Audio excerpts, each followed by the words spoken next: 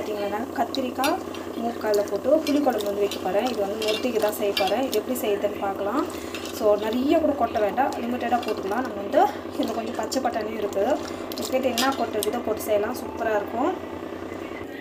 So இது வந்து பார்த்திங்கன்னா ஆயில் வந்து போடணும். ஆயில் போட்டு நல்லா வந்து காயட்டும். காஞ்சி பிறகு கடுகு, சீரகம், வெங்காயம் வந்து அரைச்சிருக்கேன், அதையும் வந்து ஆட் பண்ணிடலாம்.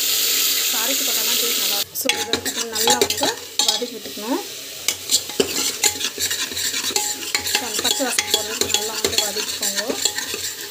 ஸோ பெருங்காயம், டமாட்டோ வந்து அரைச்சி வச்சுருக்கோம், அதுவும் வந்து பட்டப்புளியும் வந்து இதில் ஊற்றிடலாம்.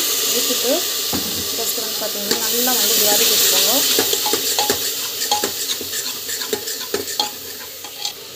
ஸோ நம்ம வந்து பார்த்திங்கன்னா சால்ட் வந்து தேவையான அளவுக்கு வந்து சால்ட்டு போட்டுக்கோங்க.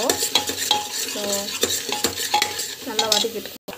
ஸோ நம்ம வந்து பார்த்திங்கன்னா கத்திரிக்காய் பட்டாணி ரெண்டுத்தையும் வந்து இதில் ஆட் பண்ணிடுறோம். கொஞ்ச நேரம் வந்து அந்த பச்சை வாசம் போடுறது நல்லா வதங்கிட்டோம். ஸோ மிளகாத்தூள் வந்து மஞ்சள் பொடி, மிளகாத்தூள் ரெண்டுத்தையும் போட்டுட்டு நம்ம வந்து பார்த்திங்கன்னா இதில் வந்து பார்த்திங்கன்னா மஞ்சள் பொடி, தனியா பொடி எல்லாமே இருக்கும். ஸோ ஹோம்மேட் மிளகா பொடி இது நல்லா வந்து வதங்கிட்டோம். தேவையான அளவுக்கு தண்ணி வந்து விட்டுக்கோங்க. தண்ணி விட்டுட்டு நல்லா வந்து கொதிக்கணும். ஸோ மேக்ஸிமம் வந்து பார்த்திங்கன்னா ஒரு 5 to 6 விசில் வந்து விடலாம். ஸோ இது வந்து பார்த்திங்கன்னா தண்ணி விட்டுக்கணும். ஸோ ஒரு 5 to 6 விசில் விடலாம். இன்னத்துக்கு நமக்கு வந்து பார்த்திங்கன்னா இந்த கொட்டெல்லாம் வந்து வேகணும்.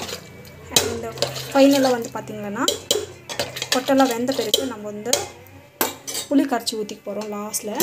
ஸோ இப்போ வந்து பார்த்திங்கன்னா க்ளோஸ் பண்ணி வச்சிடலாம். ஸோ ஒரு 5 to 6 விசில் வந்த பிறகு நம்ம வந்து பார்த்திங்கன்னா ஓப்பன் பண்ணிவிட்டு நம்ம வந்து ஆல்ரெடி புளி வந்து ஊற வச்சுருக்கேன். ஸோ அந்த புளி கரைச்சி வந்து லாஸ்ட்டில் வந்து ஊற்றிக்கலாம்.